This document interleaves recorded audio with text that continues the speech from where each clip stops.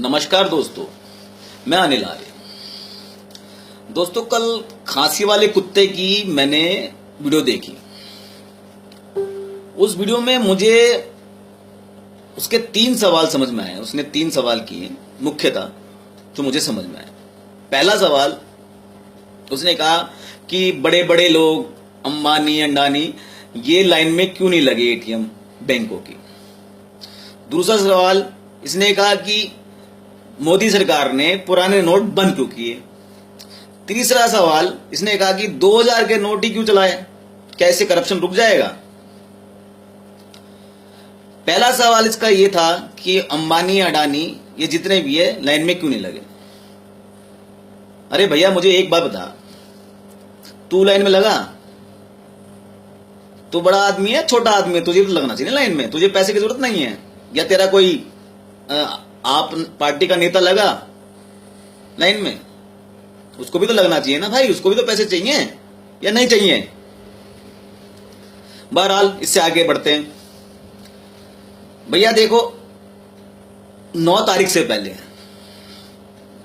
जब नोट बंद नहीं हुए थे तो मुझे एक तस्वीर दिखा दे अंबानी अडानी टाटा बिरला की कि वो बैंकों की लाइन में खड़े हुए हों 9 तारीख से पहले, जब बंद नहीं थे नोट। उनकी एक तस्वीर दिखा दे कि वो कब जाके लाइन में खड़े हों, पैसे निकालते हुए दिखाते हों। इसलिए मासूम जनता को बरगलाना बंद कर अपनी धूर्तपूर्ण बातों के अंदर। तेरी इन धूर्तपूर्ण कुटिल बातों में तेरे ढक्कन ही आएंगे। तेरे बातों में वो तेरे आप ये जो है ना, तेरे आप ये जो ढक्कन, वही तेरे बातों में आएंगे। हम जैसा राष्ट्रवादी तेरे बातों में नहीं आएगा। अब सुन बात को। भैया ये बता, जो वहां पे लाइन में लगा हुआ है बैंकों की, एटीएमओ की, उस लाइन में खड़ा हुआ आदमी वो ईमानदार है, इसलिए वो लाइन में लगा हुआ है। लाइन में सदैव ईमानदारी लगता है। तेल की लाइन, बस की लाइन, बैंकों की लाइन, एटीएम की लाइन, हवाई जहाज की लाइन, राशन की लाइन, ये जितनी भी लाइन है ना, वो सब लाइनों में ईमानदारी लगता है। मंदिरों के अंदर जो लाइन लगती है वहां पे ईमानदारी लगता है। बेईमान आदमी हमेशा पिछला दरवाजा देखता है, वो लाइन में नहीं लगता है। जैसे तू लाइन में नहीं लगा, जैसे तेरी वो जिहादी दीदी वो लाइन में नहीं लगी, जैसे पप्पू लाइन में नहीं लगा, जैसे इटली वाली अम्मा तेरी वो लाइन में नहीं लगी, नीतीश कुमार लाइन में नहीं लगा, मायावती लाइन में नहीं लगी, मुलायम सिंह लाइन में नहीं लगा, ये जितने भी छोटे छोटे दल के वो कोई लाइन में नहीं लगा। तो बेईमान कभी भी लाइन में नहीं लगता है, ईमानदार लाइन में लगता है। जो तू भीड़ देख रहा बैंकों के बाहर, एटीएम के बाहर इतनी ज्यादा, वो भीड़ इसलिए देख रहा है क्योंकि अधिकतर जनता, हिंदुस्तान की, भारत की अधिकतर जनता वो ईमानदार है। 90 से 95% आदमी ईमानदार है, इसलिए वो लाइन में लगे हैं। अपनी मेहनत की कमाई ले जाकर वहां पे चेंज करवा रहे हैं, बदलवा रहे हैं, इसलिए वो लाइन में लगे। ये तो है तेरी लाइन वाली बात। दूसरी बात, तू कहता है कि मोदी सरकार ने नोट क्यों चेंज किए। भैया देख, विमुद्रीकरण तूने कभी पढ़ा है? नहीं पढ़ा। चक्कर क्या है, मोदी सरकार ने अर्थशास्त्र पढ़ा हुआ है और तूने नहीं पढ़ा अर्थशास्त्र। तू IRS ऑफिसर होने के बाद भी तूने अर्थशास्त्र नहीं पढ़ा, मगर मोदी सरकार ने अर्थशास्त्र पढ़ा है। इसलिए उसने विमुद्रीकरण के तहत मुद्रा चेंज कर दी। विमुद्रीकरण जो है वो ये कहती है, जो कौटिल्य का टाइम पे, चाणक्य के टाइम पे तब का लिखा हुआ है विमुद्रीकरण, आज का नहीं लिखा हुआ। वो ये कहती है कि जब काले धन की समस्या अधिक हो जाए, बढ़ जाए, तो उस देश को क्या करना चाहिए, अपनी मुद्रा को चेंज कर देना चाहिए, तब्दील कर देना चाहिए। जिससे क्या होता है कि जो काले धन जिसके पास होगा वो उस मुद्रा को नई मुद्रा के साथ बदलने में घबराएगा, साहस नहीं करेगा। तो वो नहीं बदलेगा तो जो मुद्रा है जो उसके तकिए के नीचे लगी हुई वो बर्फ में जम जाएगी, मतलब सड़ जाएगी। जैसे तेरे तकिए के नीचे दबी हुई है, तकलीफ तेरे को तभी हो रही है। जैसे तेरे जितने भी नेता है तेरे आसपास के जो तेरे सपोर्ट कर रहे हैं, उनके तकियों के नीचे दबी हुई है, इसलिए वो तड़प रहे हैं, वो घबरा रहे हैं, वो क्योंकि उनकी मुद्राएं जो है वो सारी सड़ गई हैं। तो विमुद्रीकरण तो हमेशा करना चाहिए, हर 10 से 15 साल के अंदर होना चाहिए विमुद्रीकरण, जो कांग्रेस ने नहीं किया। 60 साल गलती करी उसने। करप्शन को अगर कंट्रोल में रखना है तो विमुद्रीकरण की नीति अपनानी पड़ेगी, हर 15 साल 20 साल के अंदर बदलना पड़ेगा, चेंज करना पड़ेगा। बहुत महत्वपूर्ण अंग है करप्शन को रोकने के लिए, इसलिए विमुद्रीकरण बहुत जरूरी है।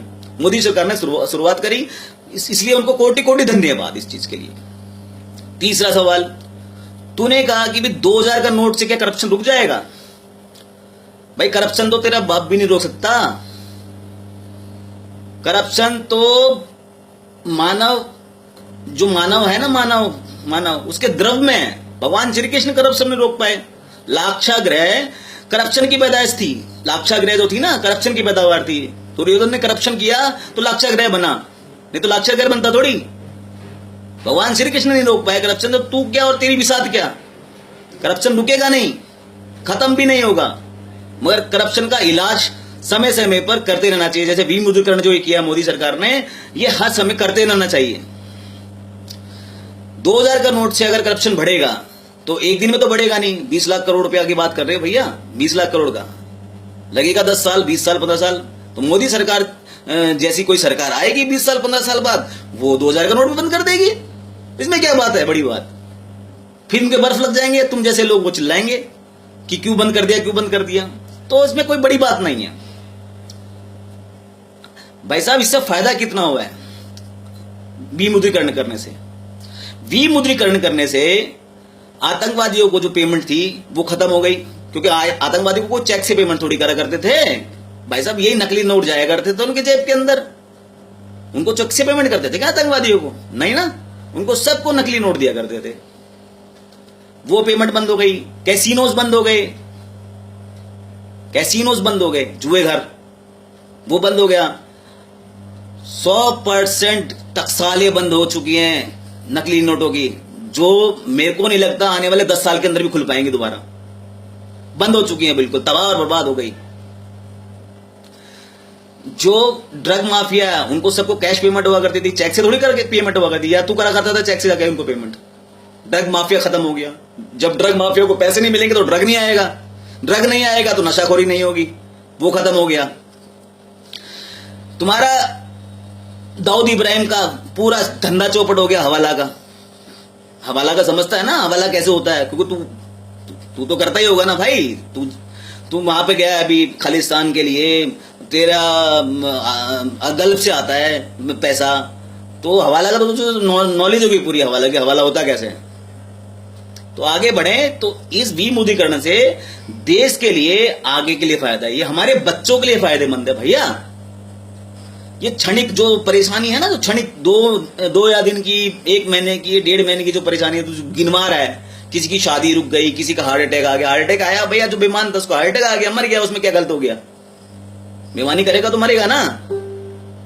तो भैया ऐसा है, जो ये क्षणिक जो परेशानी तो गिना रहे हैं ना कि 1 महीने में ये हो गया और वो हो गया, ये मत गिना।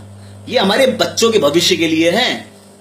हमारे बच्चे ड्रग फ्री हो जाएंगे, हमारे बच्चे आतंकवाद फ्री हो जाएंगे, हमारे बच्चों के लिए भविष्य है। मोदी सरकार को नमन है इस बात के लिए जो उन्होंने ये कार्य किया। तू भ्रष्टाचार की बात करता है और भ्रष्टाचार को सपोर्ट करता हुआ दिखता साफ। 4 साल तूने जो काला धन अपना जो कब्जा किया उसके लिए तू चिल्ला रहा है। सीधी सी बात ये है और कुछ नहीं है।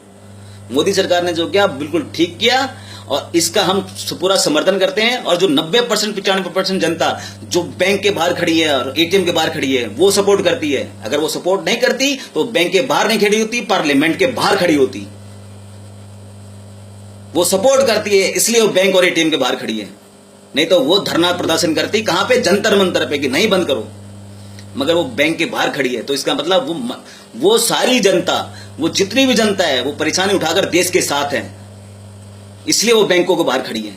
नहीं तो पार्लियामेंट के बाहर खड़ी होती, जंतर मंतर पर धरना दे रही होती।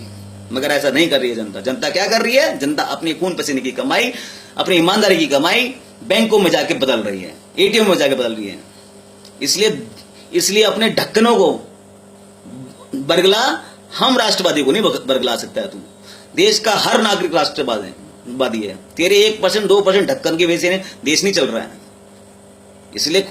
इसलिए अपनी खांसी का इलाज तूने कर लिया है, तो इसका मतलब ये नहीं कि तू देश का इलाज भी करना जानता होगा।